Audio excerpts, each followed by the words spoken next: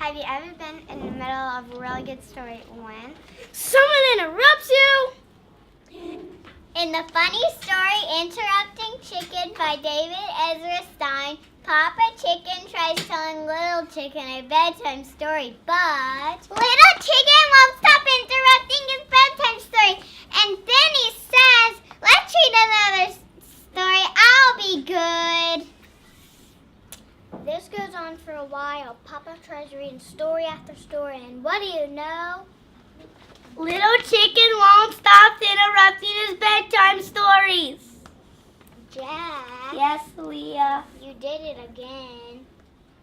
This 2011 Caldecott Honor book has bright pictures, and it's good for preschool, kindergarten, first grade, second grade, and third grade.